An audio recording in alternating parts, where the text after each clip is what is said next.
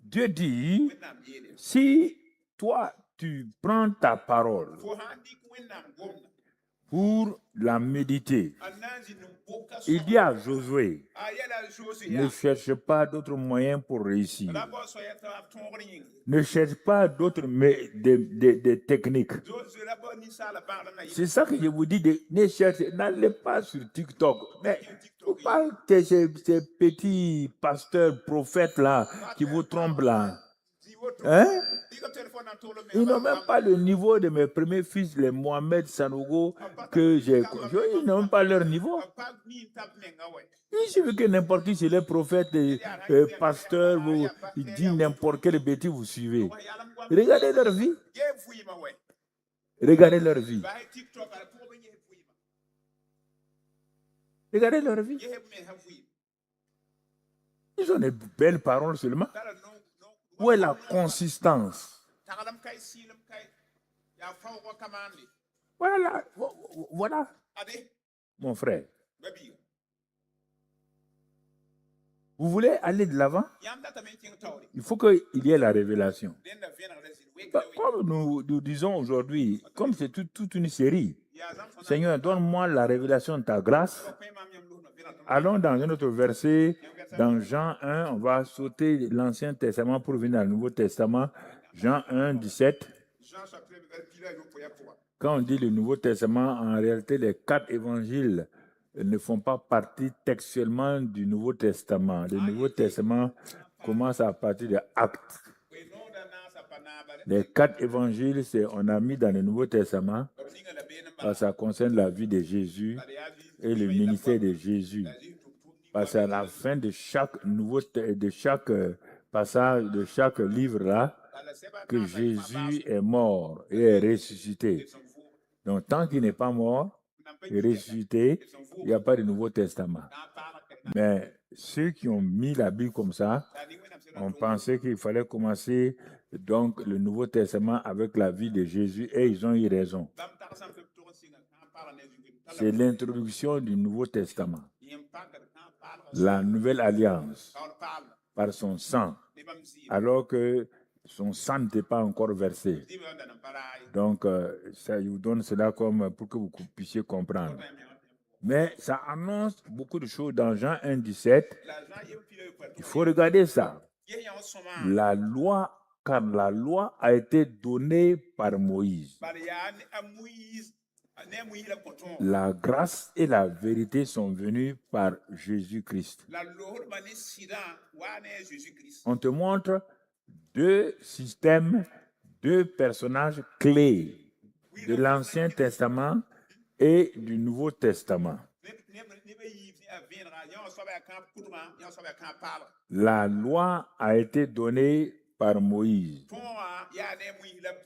Parce que Moïse l'a reçu sur la montagne dans Exode 25. C'est pourquoi on dit qu'elle a été donnée par Moïse. Elle ne vient pas de Moïse, mais elle a été donnée par Moïse. Malgré la source divine de la loi là, Dieu a vu, il a réalisé, on va le voir tout à l'heure là, pourquoi cette loi-là doit partir. Mais avant ça, on va lire la deuxième partie. La grâce et la vérité sont venues par Jésus-Christ. C'est-à-dire un régime nouveau va prendre place, qu'on appelle le régime de la grâce. Mais elle sera manifestée par la vérité.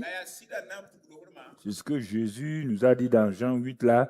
La connaissance de la vérité va tout le temps affranchir quelqu'un dans le régime de la grâce.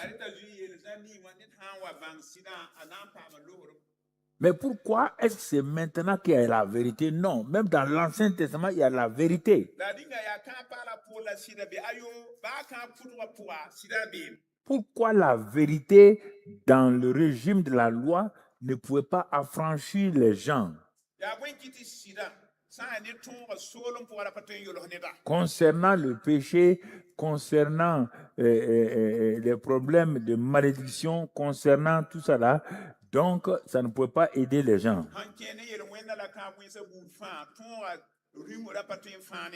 Parce que quelque chose qu'on va voir dans Romains 7, on va sauter là-bas pour comprendre, parce qu'il va nous parler de la loi. Romains 7, verset 14. La loi qui a été donnée à Moïse, là, elle est spirituelle. Elle n'est pas mauvaise, hein, elle est spirituelle. C'est pourquoi Paul, c'est un avocat. L'avocat a des arguments pour attaquer la partie chaude. Donc, pour, vous voyez, l'avocat de la défense. Tu vois ici, il est en train de nous amener dans quelque chose qu'il faut bien écouter.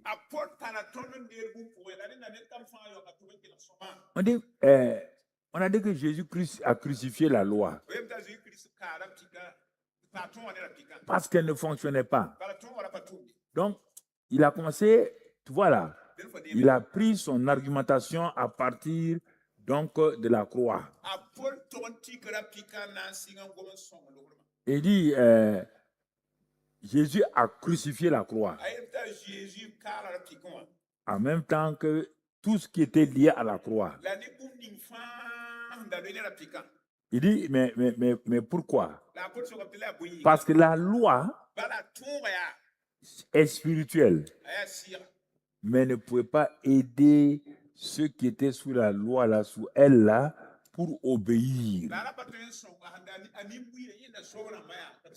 Parce que la loi qui a été donnée par Dieu à Moïse est pour les hommes qui sont charnels.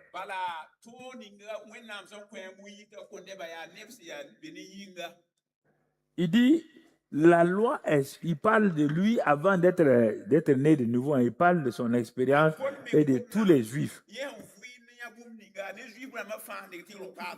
Et la plupart des chrétiens vivent avec la mentalité de la loi. C'est pourquoi tu jeûnes beaucoup, tu pries beaucoup et tu n'as pas de résultat. Je vais te montrer ça pour que tu comprennes.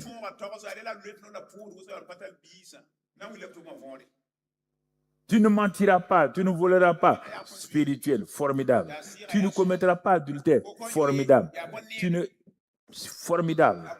Mais pourquoi malgré ça, le gars il te dit, la loi est spirituelle, mais moi, je suis charnel vendu au péché. Il n'a pas dit que lui est pécheur, hein? Charnel.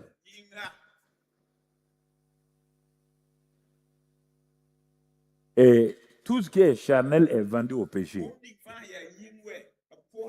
Pas péché au pluriel. Au péché singulier, c'est-à-dire le symbole, le principe du péché, l'arbre de la connaissance du bien et du mal. Dès qu'on parle péché, les gens parlent tout de suite la mentir. Non, ça c'est les péchés. Le péché, c'est différent, mon frère. C'est l'arbre lui-même, le principe. La chair. Oui, bien, même là encore, quand on dit la chair, là, les gens pensent au corps physique. On ne parle pas, quand dans la Bible, vous voyez, la chair, ce n'est pas le corps physique. C'est l'ensemble de tout ce qui est hors du système spirituel où le Saint-Esprit ne gère pas.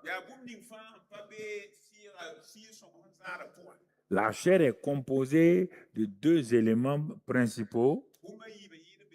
Premier élément, c'est l'ensemble des 5 sens que j'ai. La vue, l'odorat, le toucher. Ensuite, une autre partie de l'âme qu'on appelle la raison, toutes ces choses-là, la volonté et tout ça. C'est tout ça qui correspond à la chair. Maintenant, le corps physique là, c'est pas ça exactement la chair. Le corps physique là est neutre. Lui, il obéit au maître qui le dirige.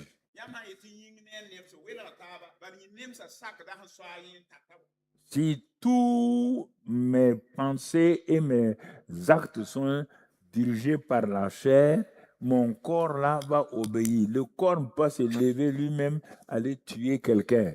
C'est parce que c'est la chair là, c'est-à-dire mes pensées, mes émotions, mes sentiments là, qui vont diriger mon acte du corps. Le corps ne peut pas se lever, prendre un couteau, aller tuer quelqu'un sans qu'il n'ait reçu donc l'ordre de la chair.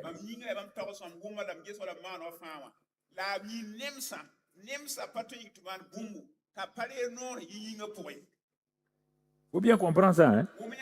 C'est pourquoi il y a des luttes. Lutter, ça ne change pas.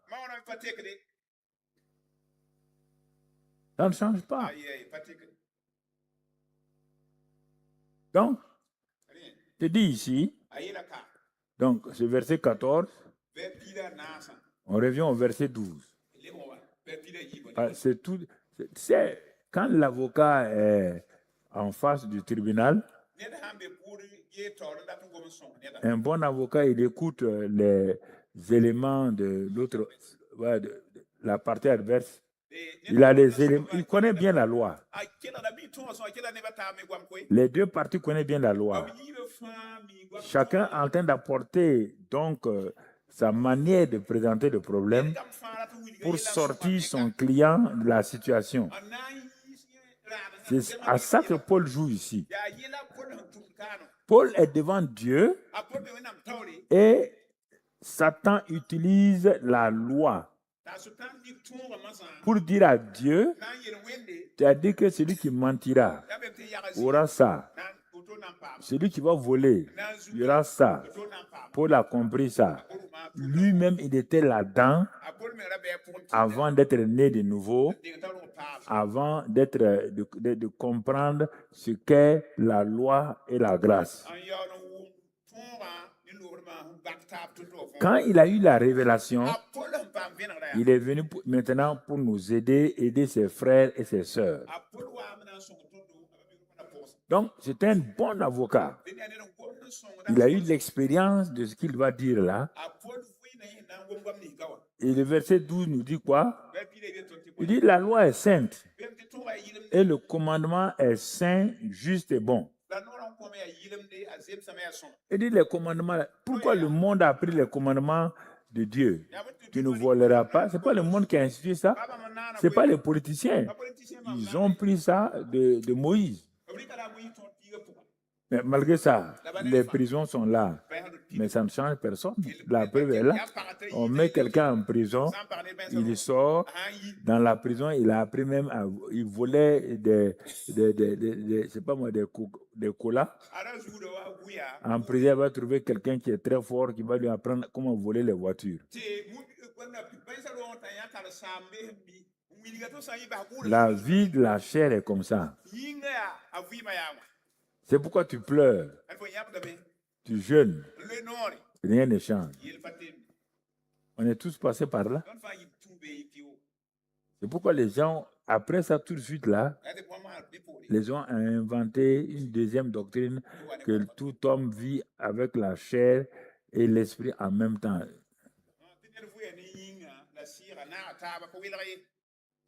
Et avec le témoignage des gens, tout le monde a dit oui, c'est vrai. Et pendant 15-20 ans, tout le monde a cru à ça. Tout le monde savait que c'est faux, mais comme il n'y a pas de solution, tout le monde a accepté ça. Ah bon? Donc, Dieu et Satan vivent en toi.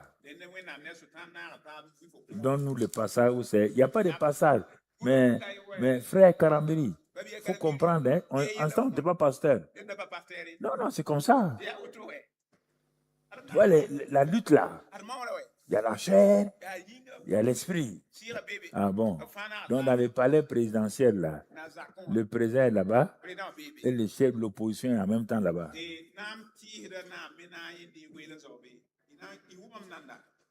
Le président et le chef de l'opposition vivent dans le même palais.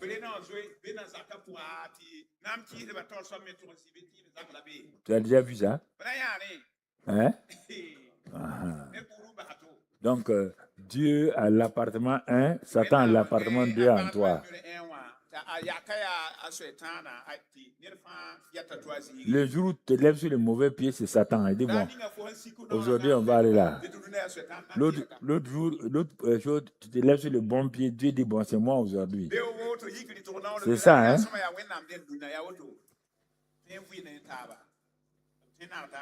C'est pourquoi Dieu a dit, cette année-là, ramène-les. Il faut qu'ils me connaissent.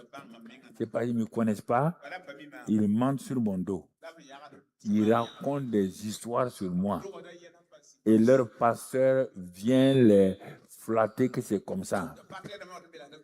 Que c'est en gênant comme ça qu'on va te libérer.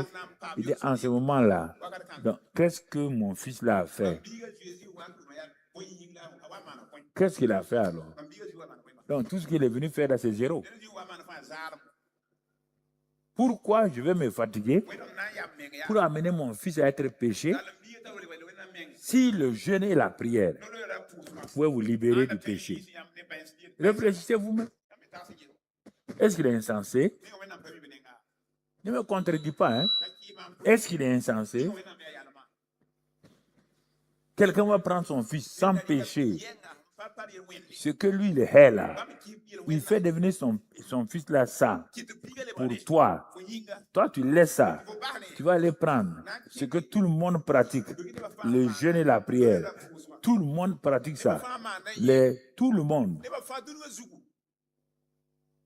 Il dit, tu n'es pas intelligent.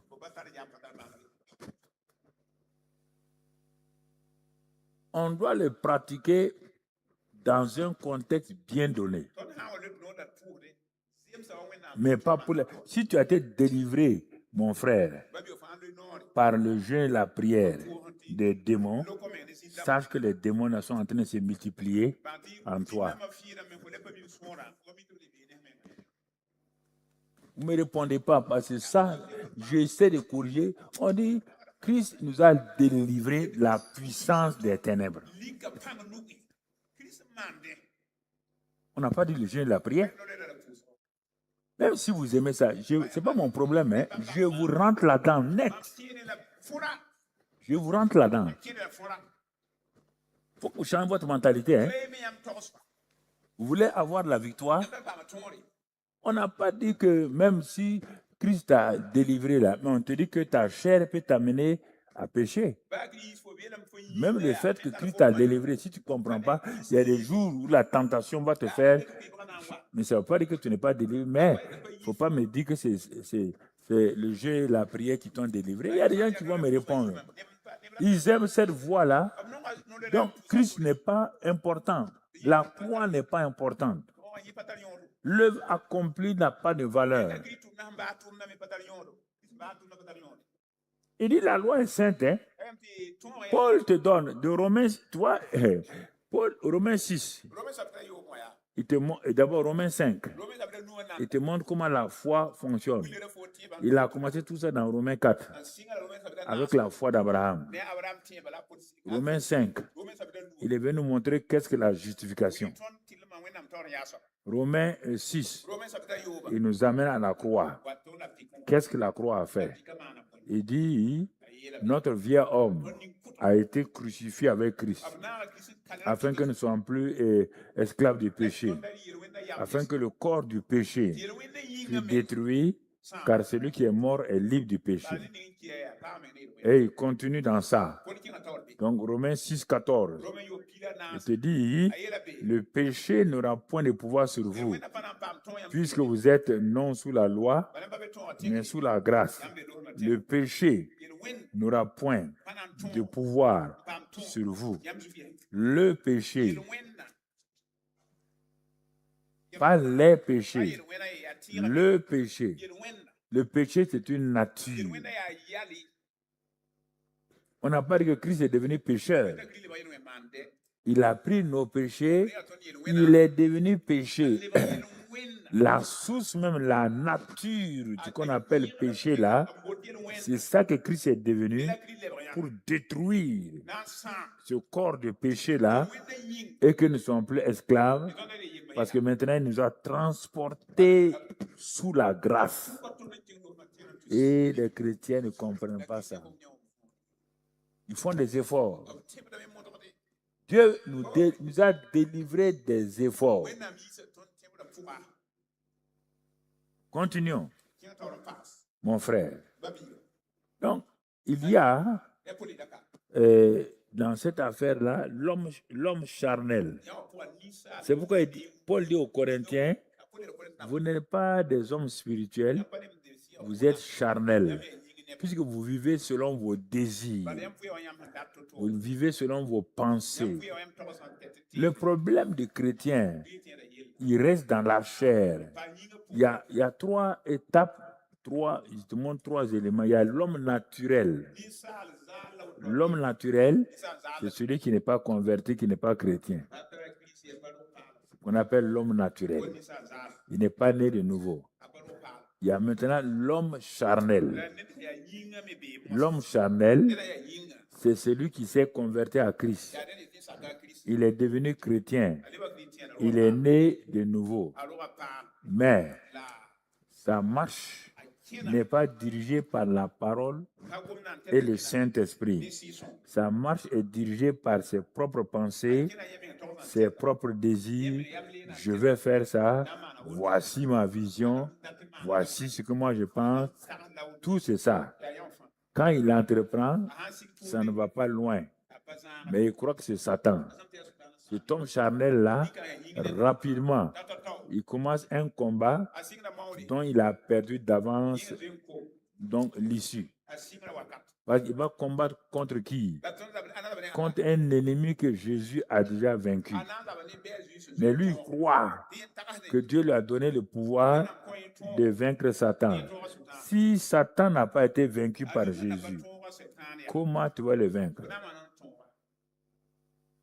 Et nous restons dans cette étape de chrétien charnel-là pendant longtemps. Parce qu'on nous a fait croire qu'il n'y a pas un seul chrétien qui ne pêche pas. Ils nous ont fait croire ça. Non. Dieu te dit, sur la route pour aller dans la victoire, tu as des combats, tu as des tentations, tu as des chutes. Mais quand tu chutes là, il dit, lève-toi. Car le juste là ne restera pas à terre. Et le juste, dès qu'il pêche, dans son cœur, il est condamné. Il n'est pas content. Il n'est pas heureux. Il fait tout pour aller se repentir devant Dieu. Et puis, il continue sa route. Maintenant, le chrétien mature, il arrive. On le voit, c'est pourquoi on dit les petits-enfants, ils sont préoccupés par leur péché. Ils deviennent des jeunes gens. Ils ont vaincu le diable. Ils ont vaincu le diable par la parole. Et les pères se reproduisent, se multiplient. Mais celui qui n'a pas connu encore la puissance de la loi ne peut pas se libérer de la loi. La Bible dit que dans le même passage de Romains 7, là, il dit que tant qu'un homme, une femme est mariée à son mari, elle n'a pas le droit d'aller prendre un autre mari.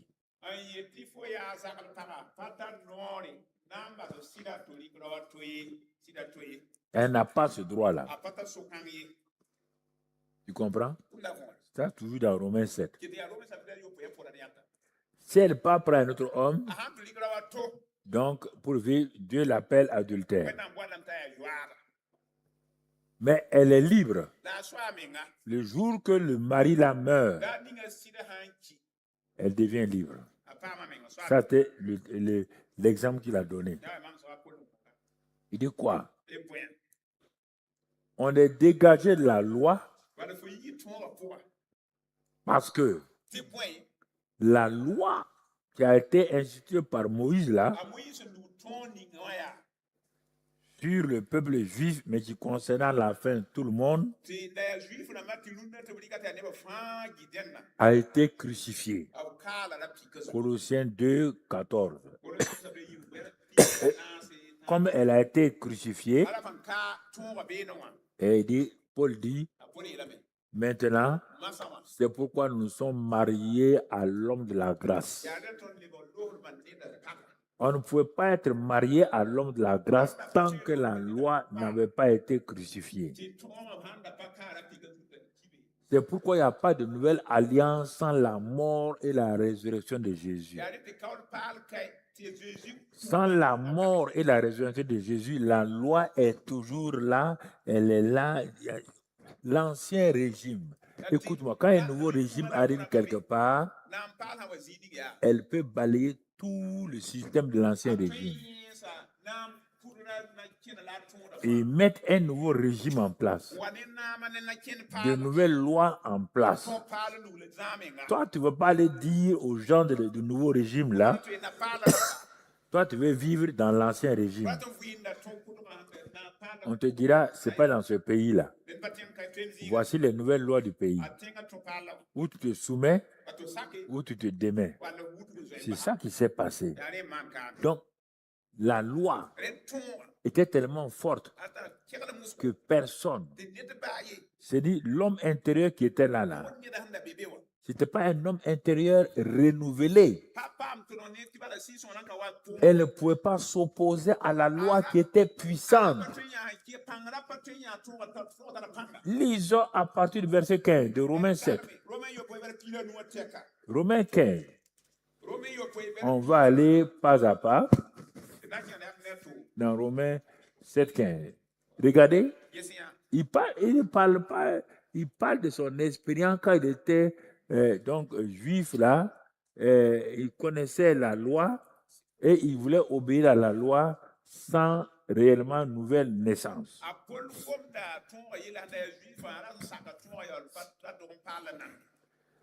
C'est la même chose pour toi. Toi, tu es né de nouveau, mais tu n'as pas la connaissance de ce que Jésus a fait. Jusqu'à présent, tu n'as pas compris l'œuvre accomplie. Toi, tu es un chrétien qui vit toujours par rapport aux lois de Dieu, surtout les femmes. Votre problème, c'est que vous jugez vos autres camarades, tout le monde, à travers « Ah oui, toi, tu as commis adultère. Toi, tu as fait ça. » Mais attendez, regardez, votre problème, c'est ça. Vous voulez sauver vos maris en leur disant de ne pas commettre adultère. Est-ce que tu connais son problème? Est-ce que tu l'as fait asseoir pour lui expliquer? Regarde ce que Paul te dit. Car je ne sais pas ce que je fais. Est-ce qu'il est fou? Il n'est pas fou.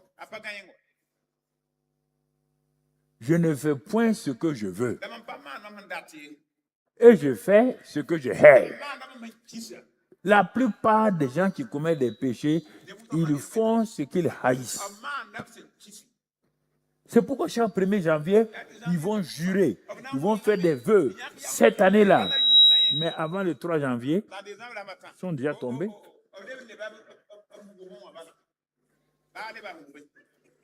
Mais vous tous,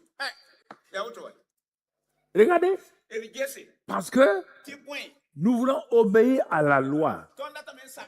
Par quel moyen? Par notre chair. Mais on n'a pas... Bon, dans Hébreu, il dit quoi? Que Jésus, ayant crucifié la loi, il l'a mis de côté là. Quand il a fait ça, parce que lui-même l'a accompli.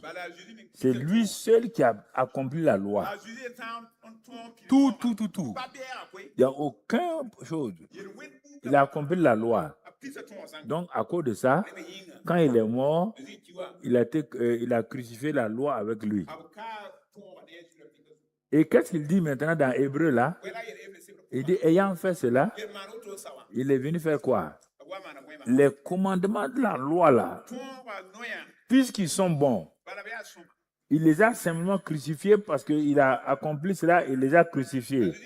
On n'a pas dit que Dieu a rejeté. Non, qu'est-ce qui s'est passé? Il est dit maintenant que tous ces commandements dans l'épître de Paul aux Hébreux, il est venu inscrire tout ça dans nos cœurs. Il n'a pas dit ne parle pas mentir, ne parle pas voler. Non. Puisque le Saint-Esprit est en toi et qu'il a inscrit les commandements de Dieu là, c'est pourquoi il te dit maintenant, l'adultère là, ce n'est pas coucher physiquement seulement, même en regardant, tu te sens mal, sans avoir commis le péché. Mais comme le Saint-Esprit est en toi, rapidement, tu dis Seigneur, pardonne-moi cette pensée, tu continues. Oh, dans l'Ancien, vous avez vu la femme, là, même au temps de Jésus, quand elle a commis l'adultère, là, on a ramassé des cailloux. Mais Jésus sait que la femme, là, on n'a qu'à la lapider, elle n'a qu'à ressusciter, elle va commettre l'adultère. Là.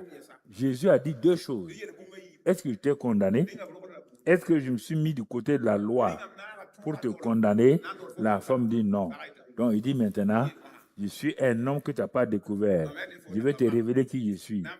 Je m'appelle l'homme de la grâce. Va et ne pêche plus. Vous avez compris? C'est la mauvaise compréhension de la grâce là. Parce qu'on a tout mis sur la faveur. La faveur est avec les Abraham. Il n'y a pas déjà eu qui a eu de faveur avec Dieu plus que les Abraham. Mais il ne peut pas être changé. Parce que Christ n'est pas venu. Il est parti, il a vendu sa femme en Égypte. Il a poussé sa femme à commettre adultère pour que lui, il vive. Sous la loi, tu fais ça? Abraham n'était pas sous la loi. La loi est venue avec Moïse. Avant ça, c'était sous une grâce. Là, ce qu'on appelle la faveur. Ce n'était pas une grâce complète. Parce que Jésus n'était pas venu. Et les chrétiens ne comprennent pas ça. On ne peut pas vaincre la loi à travers des actes humains. Elle a été accomplie par quelqu'un et il l'a crucifiée et par le Saint-Esprit, il a inscrit maintenant ces paroles dans nos cœurs. Et par le Saint-Esprit, donc nous allons avec ça, et s'il nous arrive de faire, il est dit que son sang nous purifie, si nous confessons, il est fidèle. Il dit, mais si vous dites qu'on n'a pas de péché, vous mentez. Ça, c'est 1 Jean 2, non? Tu connais? Si tu dis que toi, tu n'as pas de péché, on n'a pas de pécheur, hein? Voilà, pas confondre les deux. Un chrétien ne sera jamais plus pécheur. Non, il est un enfant de Dieu. Tu comprends? Un bois est fait pour flotter sur l'eau. Mais si une main prend le morceau de bois pour plonger au fond de l'eau, le bois là restera sous l'eau tant que la main va atterrir. Dès que la main lâche le bois, qu'est-ce que le bois fait? Voilà. C'est ça le chrétien de la nouvelle naissance. Il flotte. L'eau là, c'est le monde, c'est le péché. Le chrétien flotte sur ça. Mais si une tentation vient, si une difficulté vient, peut prendre le chrétien là, le mettre sous l'eau. Et là, il a des problèmes. Il n'est pas fait pour vivre sous l'eau parce qu'il n'est pas un poisson. Il est un homme qui doit vivre au-dessus. Mais s'il confesse son péché, Dieu est fidèle et juste pour le libérer. Dieu le libère et il revient à sa place. Il ne peut pas vivre dans le péché. Il peut commettre des péchés. Mais si un chrétien se complaît dans le péché, il faut se demander est-ce qu'il est né de nouveau.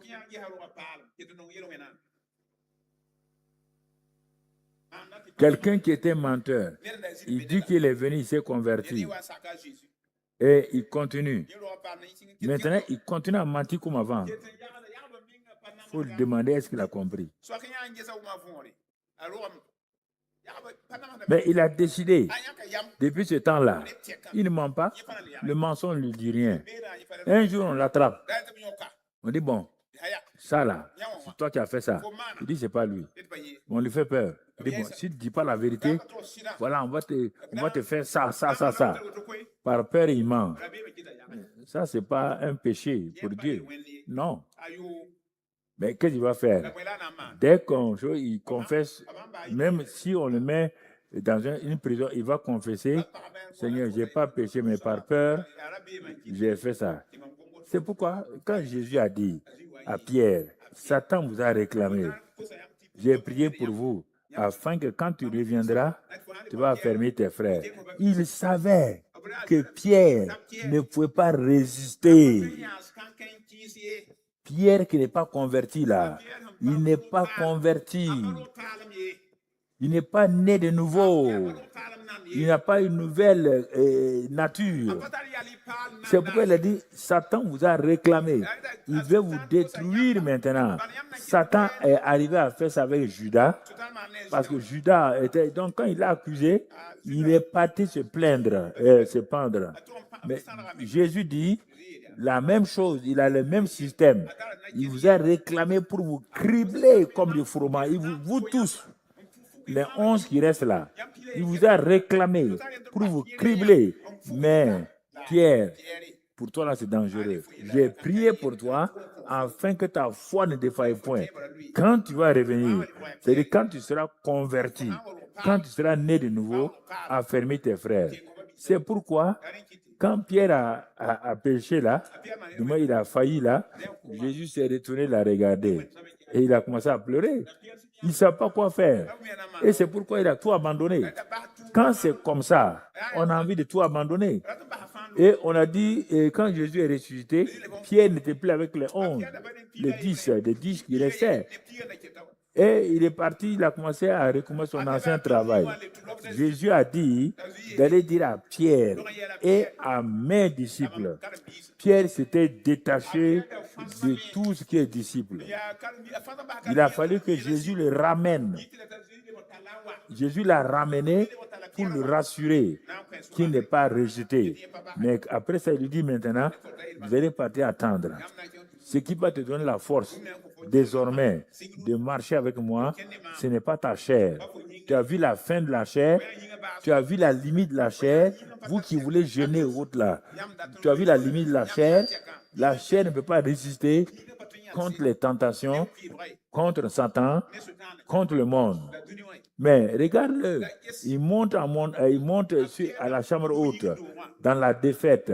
Il descend avec la puissance. Regarde-le. Acte 2, acte 3, acte 4, acte 5. Son nombre guérissait les gens. C'est le nouveau Pierre. C'est le nouveau Pierre qui sait qui il est maintenant, qui ne vit plus sous la loi, qui vit sous la grâce. Et il est dit, rempli du Saint-Esprit. Est-ce que tu comprends? Il a commencé à comprendre qu'est-ce que la grâce. Je vais arriver tout là parce que, bon, je ne vais pas vous retenir parce que c'est assez délicat, il faut aller point par point. La grâce n'est pas une simple faveur. Dans l'Ancien Testament, c'était ça. C'est pourquoi les Abraham et tous, ils avaient la faveur, les Noé et tout autour. Il a trouvé une grâce auprès de Dieu et tout. Mais quand tu regardes attentivement, Dieu va révéler au même pôle-là une deuxième face de la grâce. On va voir ça, puis je vais le continuer plus tard. Paul était dans cette pensée-là. Mais si on avait lu les derniers versets de Romains 7, là, versets 23 et 24, je crois, 23, c'est ça? Bon, je vois dans mes membres, non, va jusqu'à verset, le dernier, il dit, quand il a crié, voilà, il a essayé de tout faire, Tout. Le gars, il dit, misérable que je suis, qui me délivrera du corps de cette mort. Quand tu lis ça là, tu vas comprendre, lis ça là. Hein. Il dit, misérable que je suis. Qui va me délivrer? J'ai tout fait. Je vais faire le bien. C'est le mal. Je n'aime pas le mal, mais je vois ça dans mes mains. Il n'a pas compris que la chair, là, les pensées humaines, les désirs humains, les émotions, là, les pleurs, là, ne peuvent rien faire contre la loi. La loi est difficile, hein? Très, très, très. Si tu décides, moi, je vais... Il ne faut pas dire, moi, je vais obéir. Si tu fais ça, là, tu t'es mis sous la loi, tu vas comprendre ta douleur. Regarde la loi simplement de la prière que tu t'es imposée. C'est pour te dire quelque chose, hein? Parce que nous aimons ça. Nous tous, on a fait ça. La loi de la prière, où nous sommes imposés. La prière, c'est bien. On dit de prier sans cesse. Mais on a entendu quelqu'un qui dit que lui, en tout cas, lui, tous les jours. C'est pourquoi quand je vois sur les TikTok, là, la prière de 2 heures du matin, la prière de 3 heures du matin, moi, je ris. Il dit, mon ami, nous, on a fait tout ça là-haut. Mais si vous êtes en arrière encore, on a entendu, nous aussi, quand on était jeunes, qu'il faut, quand tu te lèves à 2 heures, 3 heures du matin, oui, Dieu est là-bas. C'est comme si Dieu était noctambule. Alors, on a acheté petit réveil. On est venu, on a mis ça à 2 heures du matin. Premier matin, le réveil a fait crrrr. On s'est réveillé. Alléluia. Amen. On a prié. Ça a continué. Quelques jours plus tard, le réveil sonne. Crrrr. On tend la main. On dit, bon, on va voir ça. À la fin, on a pris le réveil, aller mettre là-bas, arrêter. Ça, c'est une loi. Tu as vu la puissance de la loi? Même ce que ta loi que tu as inventée là, tu as pu obéir. Hein? La loi que toi-même tu as inventée, c'est Dieu qui t'a dit ça. Hein? Tu as pu obéir? Non. On dit que la loi a été donnée pour montrer que l'homme pêche. Le but de la loi, c'est ça. C'est pour ceux qui prêchent la sainteté là. Les démons qu'ils traînent derrière eux là. Non. Si la sainteté, c'est que les femmes ne portent pas de mèche. Je n'ai pas dessus pour ça. Hein. S'habille sans qu'on voit le corps de la femme. C'est normal, on ne doit pas voir le corps de la femme. Tout ça, c'est normal. Mais si c'est ça, la sainteté, donc c'est un problème. Si c'est ça la sainteté, c'est un problème. Si c'est simplement l'habillement là, c'est un problème. La sainteté vient du cœur. Quelqu'un peut s'habiller comme ça, mais dans son cœur là. Mon frère. C'est ça. C'est ça, mon frère. Il faut faire attention. Dieu dit qu'il est saint, mais il nous communique sa sainteté parce que Christ a été sanctifié. Il nous a sanctifié une fois pour toutes. Dans Hébreux 10, il nous a sanctifié une fois pour toutes. Bon, maintenant, notre Paul est en train de crier, misérable que je suis. Regardez bien, on va terminer 24-25. 24-25. Il dit, mais qui va me délivrer ce corps de mort? Bon. Nous aussi chercher la solution comme la plupart des jeunes gens.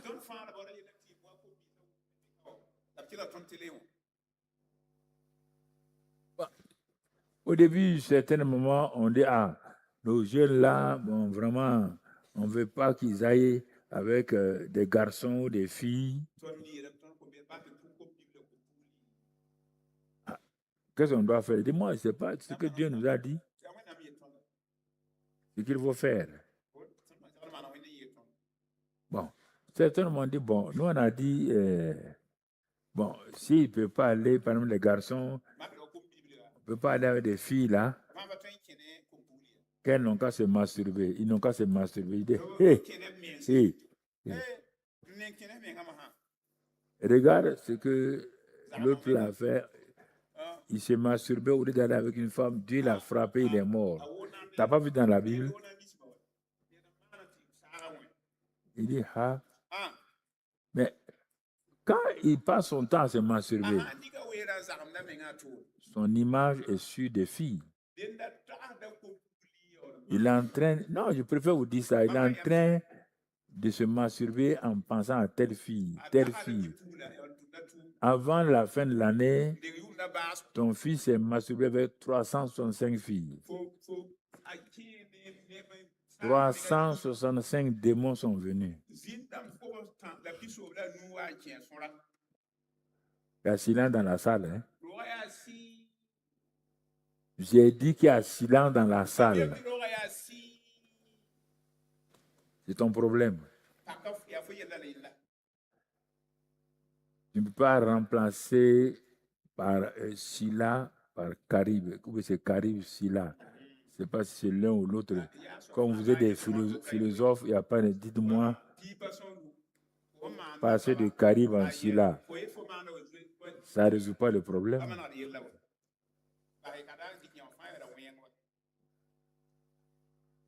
Donc, vous voyez, à toutes ces choses-là, nous avons voulu inventer nos propres lois pour aider Dieu. C'est ce que je veux vous dire. Mais on ne peut pas aider Dieu. Donc, on voit Paul ici, même ça, vous voyez, il a lutté longtemps avant de comprendre. Et c'est quand Dieu a fait exprès pour amener Paul maintenant au ciel, où lui-même il est. Bon, ok. Bon, on va terminer le verset 25. Bon, Paul brusquement a eu la révélation. Il dit, grâce soit rendue à Dieu par Jésus-Christ notre Seigneur. Ah, que lui il a tout fait. Brusquement, il dit mon fils, c'est par Jésus-Christ et lui seul qu'on peut être délivré. Ainsi donc, moi-même, je suis par l'entendement esclave de la loi de Dieu et je suis par la chair esclave de la loi du péché et de la mort.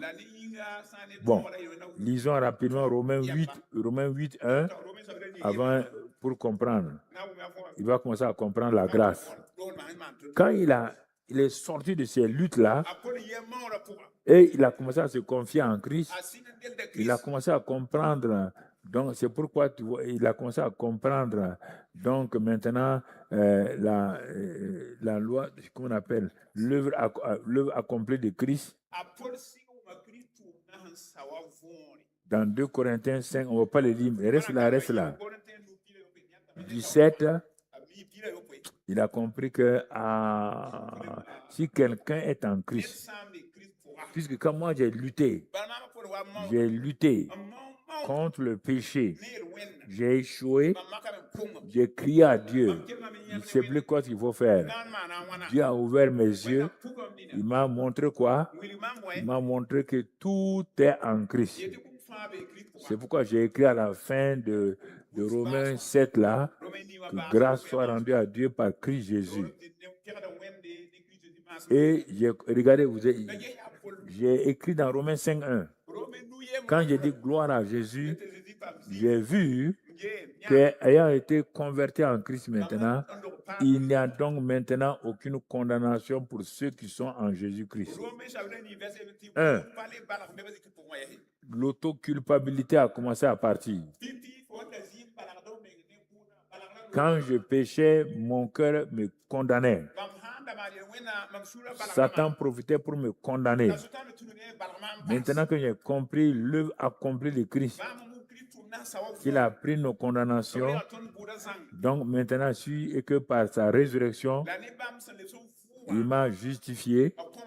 Donc, à partir de maintenant, il n'y a donc aucune condamnation pour ceux qui sont en Jésus-Christ. Regarde le verset qui suit, verset 2. En effet, j'ai compris quelque chose. La loi de l'esprit de vie en Jésus-Christ m'a affranchi de la loi du péché et de la mort. Moi, je luttais. Quand Dieu s'est révélé, il dit, mon fils Paul, ce n'est pas par tes efforts, ce n'est pas par tes cris. Il a commencé à comprendre ici. Il dit, quand tu as reçu Christ, le Saint-Esprit est venu en toi. Il va faire quoi? Il est venu avec une loi qu'on appelle la loi de l'esprit de vie qui est liée à Jésus-Christ. C'est cette loi-là qui t'a affranchi de la loi du péché et de la mort. Il dit, regarde maintenant comment tu vis. Verset 3. Regarde comment tu vis. Il dit, car, effectivement, chose impossible à la loi. La loi de Moïse, là, ne pouvait pas t'aider dans ça. Pourquoi? Parce que la chair la rendait sans force.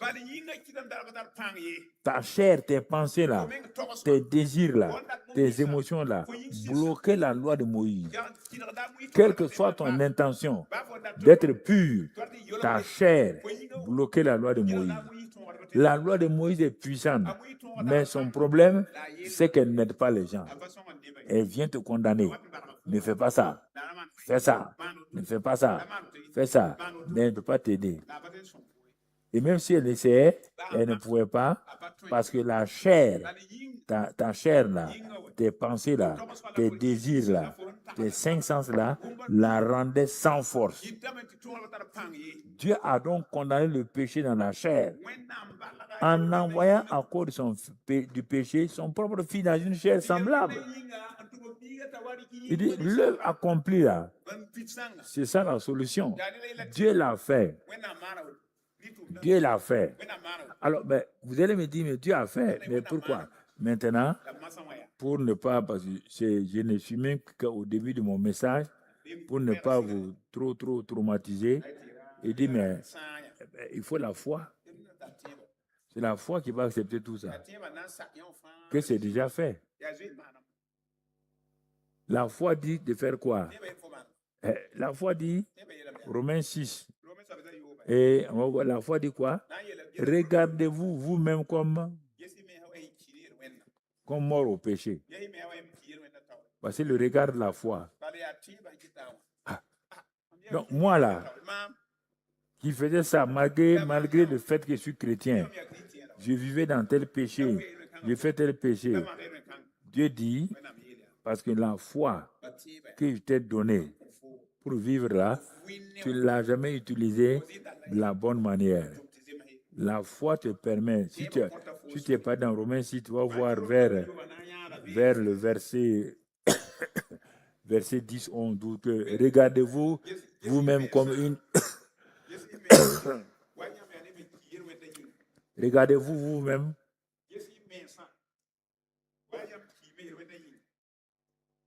comme mort au péché. Tu vois bien? Vous avez été crucifié avec Christ. Romains 6, 6. C'est ce que Dieu a fait. Dieu te dit maintenant, ton vieil homme est crucifié. Il dit, ainsi donc. Ainsi vous-même, regardez-vous comme mort au péché et comme vivant pour Dieu en Jésus-Christ. Regardez-vous. Mais par quel moyen? Il dit la loi de l'esprit de vie. Cette loi de l'esprit de vie est liée à quoi? Dieu va révéler au même pôle là, et par là, on va terminer ce matin. Parce que c'est long, je ne veux pas, ceux qui ne sont pas bien installés ne comprennent pas. C'est ça où les chrétiens, donc on a mis tout ça de côté, on a voulu résoudre les problèmes par jeûne et prière, par des choses. Non, ça ne peut pas. Ça ne peut pas, mon ami. Voilà. Il dit, si je ne me regarde pas comme mort au péché, mais je vais continuer à pécher. Mais je venais tellement de raisonnements, mais un homme vivant comme moi, Vous voulez que je me regarde? Non, c'est par la foi. Dieu dit que ton corps du péché est mort. On n'a pas dit ta chair est morte. Parce qu'il y a ta chair physique là, le corps physique là, il y a l'homme intérieur, le vieil homme intérieur là, qui aimait faire ça, qui était attiré par ça. Dieu dit, lui, il est mort. Il dit, le Saint-Esprit venait en toi, justement pour faire quoi? Pour te renouveler.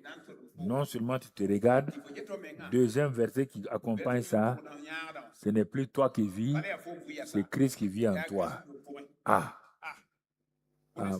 Quand tu pars maintenant pour jeûner, prier, sur la base de ces versets-là, Dieu va te montrer, bon. Maintenant, tu peux aller jeûner, prier sur la base de ce que Dieu a dit. Ton vieux homme a été crucifié, le corps du péché est mort. Il dit, à partir de maintenant, regarde-toi comme mort au péché et comme vivant. Regarde-toi comme Christ qui vit en toi. Mais ta tête va refuser ça. Ta tête va dire, je ne suis pas mort. Non, ce que Dieu a fait, on dit de l'accepter. Va jeûner maintenant en prenant ces passages-là, en te mettant sur ça. Et tu vas voir. Si tu ne crois pas, allons pour tes deux versets, on va terminer. 2 Corinthiens 12. 2 Corinthiens 12. Bon, il a fait une expérience pour aller au ciel. Dieu l'a mené au ciel. Et quand il est descendu, il a vu tellement de choses qu'il ne peut pas... Dieu a dit, ne raconte pas. Hein? C'est une expérience que je voulais te faire faire. Il y a des gens, quand ils voient déjà même une fourmi, ils veulent dire que Dieu les a donné des révélations. La révélation là, il dit, non. Parce que les gens, tu vas faire que les gens vont dire que tu es quelqu'un de spécial. Or, il n'y a pas quelqu'un de spécial avec moi. Donc, tu vois. Bon, comme il voyait que la chair de Paul là, la chair, tu dois soumettre la chair tout le temps. Elle veut tes désirs, tes pensées, tes émotions, toujours veulent se révéler. Ton orgueil que tu veut venir encore à l'assaut. Tu le vois toi-même avec tes luttes, non? Quand on parle bien de quelqu'un là, tu as envie de dire que bon, c'est toi-même qui l'as aidé. Hein? C'est toi qui l'as aidé, c'est vrai. Mais comme on parle bien de lui aujourd'hui, on ne parle pas bien de toi. Tu as envie de dire, oh oui, tout ça c'est bien, mais c'est moi qui l'ai pris là. Ah, donc tu as gâté ton affaire. Dieu dit, si tu dis ça, ta récompense est partie. Ça, c'est la chair comme ça.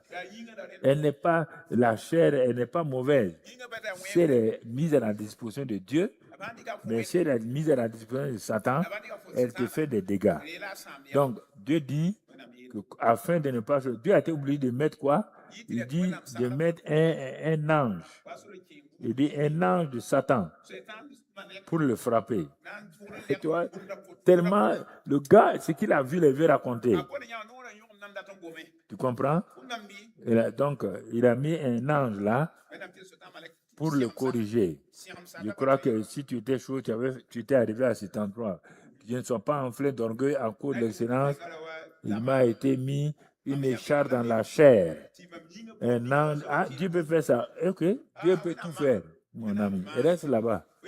Un ange de Satan pour me souffleter et m'empêcher de faire quoi? De m'enorgueillir. Toi qui veux t'enorgueillir tout le temps là. Ok, continue. Quand quelqu'un parle de moi aussi, j'ai vu. Pourquoi tu veux répondre à ça? Si quelqu'un dit que lui, il a vu un âne avec 4 têtes, toi, tu veux dire que tu as vu un âne avec 3 têtes. Qu'est-ce qui te fait dire ça? Ah, nous, on a vu telle révélation. Hey, mais nous aussi, l'autre jour, là, quand on a prié, on a vu... Qu'est-ce qui vous pousse à vouloir... Quand quelqu'un dit qu'il a vu ça, même si vous avez vu, taisez-vous. Pourquoi vous voulez dire que vous aussi, vous avez vu? Ça, c'est les femmes encore.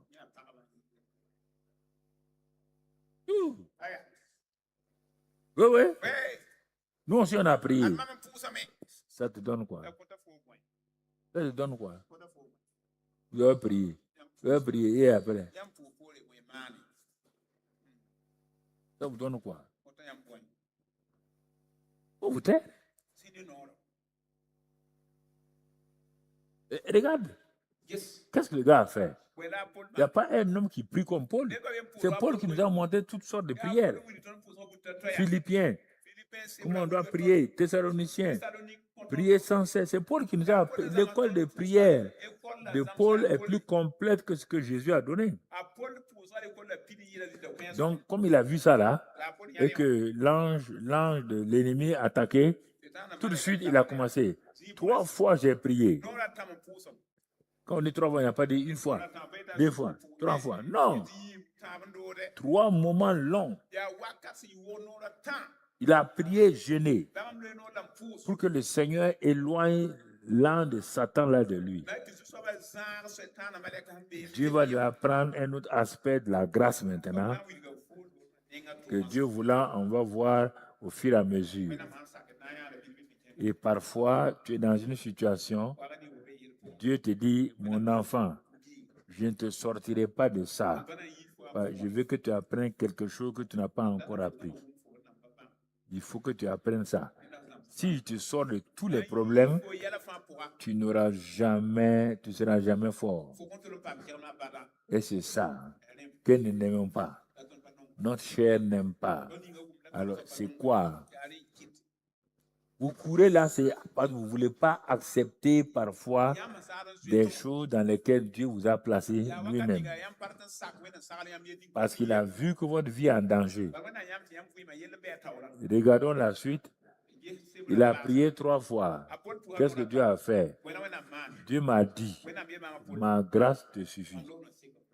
Car, tu vois bien, quand tu lis en français, tu ne vois pas très bien. Il dit, ma grâce te suffit, car ma puissance s'accomplit dans la faiblesse. Pourquoi ma grâce te suffit dans cette situation?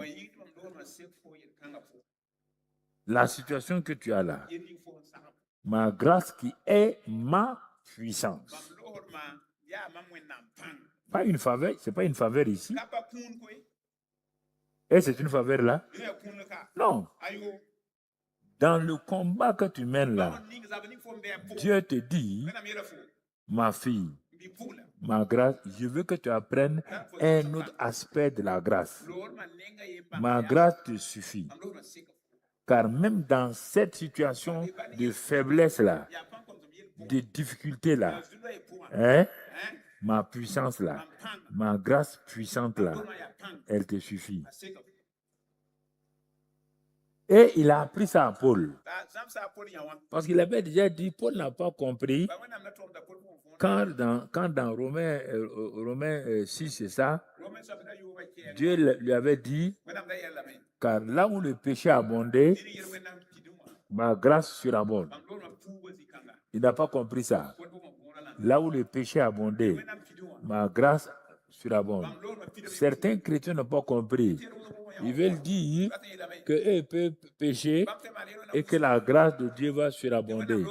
Dieu n'a jamais dit ça, que de continuer à pécher, parce que lui, sa grâce va surabonder. Il n'a jamais dit ça. Dieu te dit, si le péché t'a dominé, le péché a tellement abondé, viens à moi et reste devant ma face et crie mon nom. Si tu es honnête et sincère, ma grâce là, qui va venir vers toi là, elle est suffisante. Comme j'ai dit à la femme, quand Jésus a dit à la femme là, il dit, fille, il n'y a pas de condamnation, va et ne pêche plus. J'ai mis à sa disposition la puissance de ma grâce. Mais quand vous priez, vous voulez que Dieu vous libère, que Dieu vous délivre, mais vous ne voulez pas accepter que ma puissance s'accomplisse dans cette faiblesse.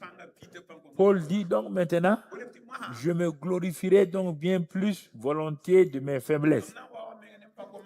Ah, Paul, tu nous crées des problèmes, hein?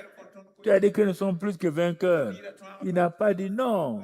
Même dans cette situation-là, tu es plus que vainqueur. Mais on parle de quoi? On te parle de quoi? Dans mes faiblesses, dans les outrages. Dans les faiblesses, les outrages. Dieu ne va pas te dire, tu es plus que vainqueur dans les outrages. Quelqu'un t'a outragé. Tu comptes sur la grâce de Dieu. Tu n'as pas dit à Dieu de t'enlever de là-bas. Dans les outrages, dans les calamités, dans les persécutions, dans les détresses pour Christ. Pour Christ.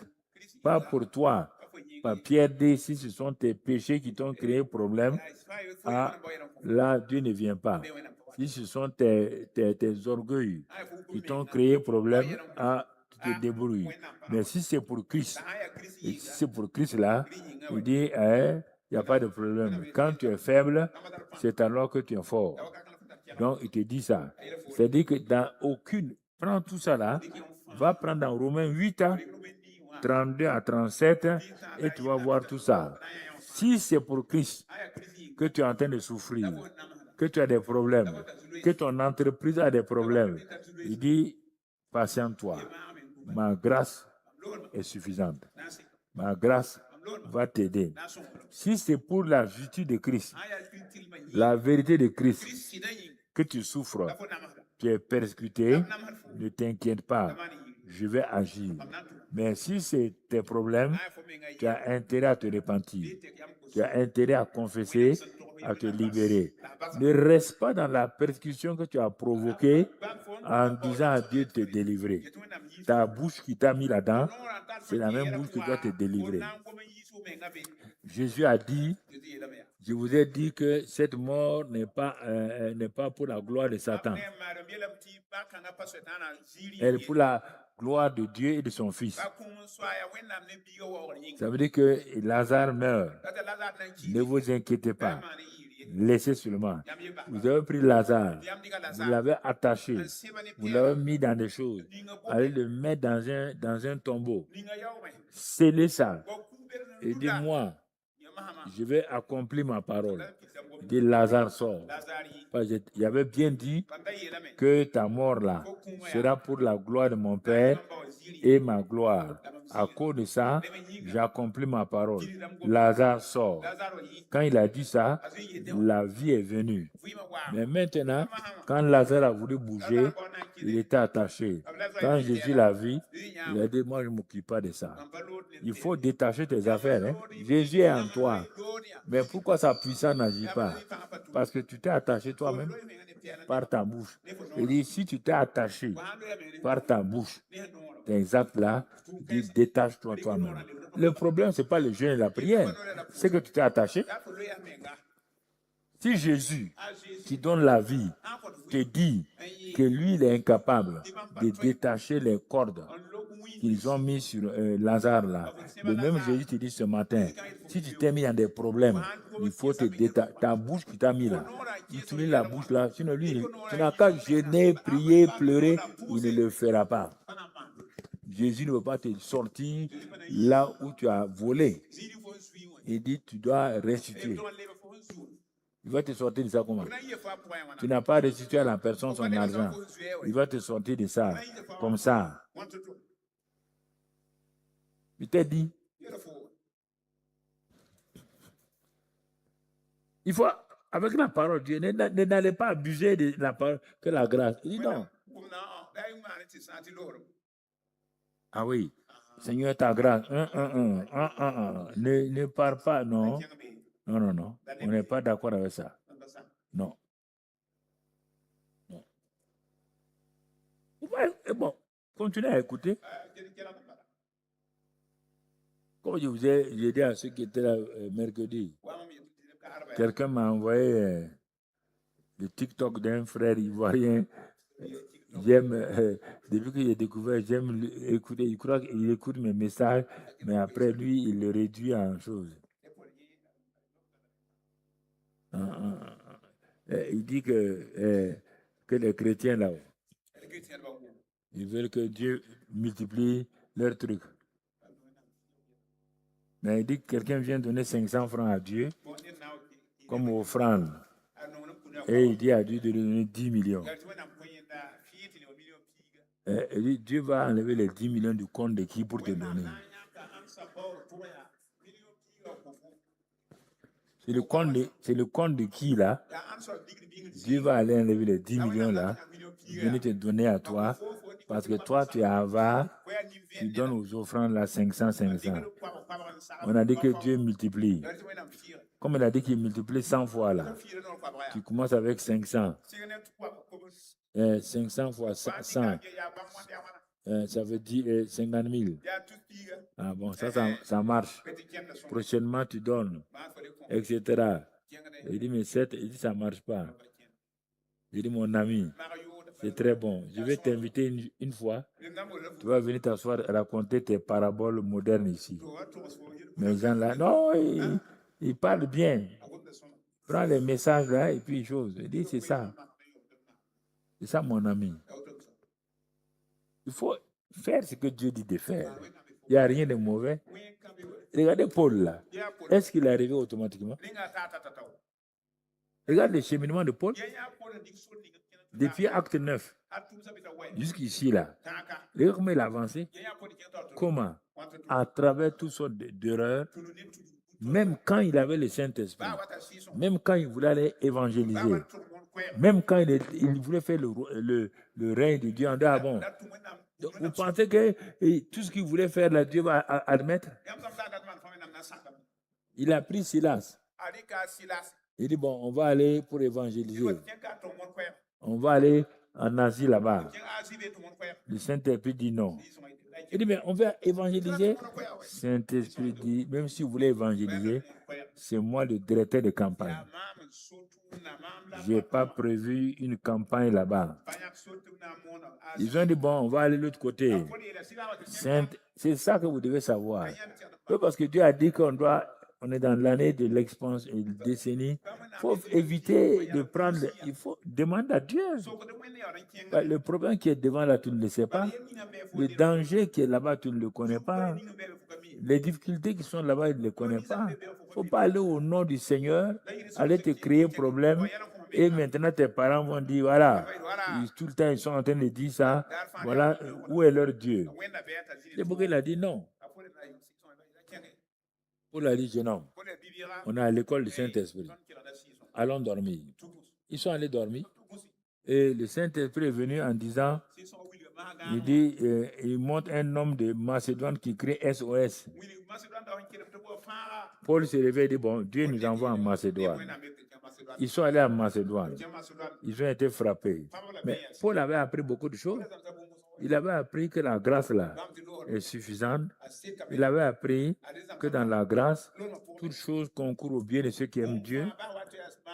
Il avait appris que nous sommes plus que vainqueurs dans les difficultés, que le Dieu qui nous a aimés là ne va pas nous laisser tomber. Donc il a compris que la grâce, ce n'est pas une simple faveur, c'est la puissance même de Dieu pour faire ce que nous ne pouvons pas faire. La loi est une puissance, mais qui ne peut pas accomplir ce qu'elle dit parce que la chair de l'homme l'affaiblit. La grâce, elle a deux aspects. C'est la puissance de Dieu, souveraine de Dieu, qui vient vers l'homme, mais qui en même temps donne à l'homme la foi pour obéir à ce que la grâce seule peut faire. Dans la grâce, toi, c'est par la foi que tu dois avoir confiance pour ce que Dieu a dit. Et c'est pourquoi Paul dit que mais là où le péché a abondé, tu peux réduire le péché là, parce que la grâce est là. La grâce te rend capable de résister. La grâce te rend capable de repousser le diable. La grâce te rend capable donc de vivre vraiment dans la victoire. La grâce te rend capable de s'aimer lorsque rien ne va. Parce que c'est ça la puissance de la grâce. Ce n'est pas une simple faveur dont il faut se vanter. Hein. Si tu veux être un homme de la grâce, une femme de la grâce, attends-toi aux deux aspects. La faveur divine Mais dans la faveur, là, Joseph avec la faveur, mais il a fallu qu'il accepte d'être esclave chez Potiphar. Il avait la faveur, Dieu était avec lui. Ça n'a pas empêché la femme de Potiphar de l'accuser. Il avait la faveur, ça ne l'a pas empêché d'aller en prison.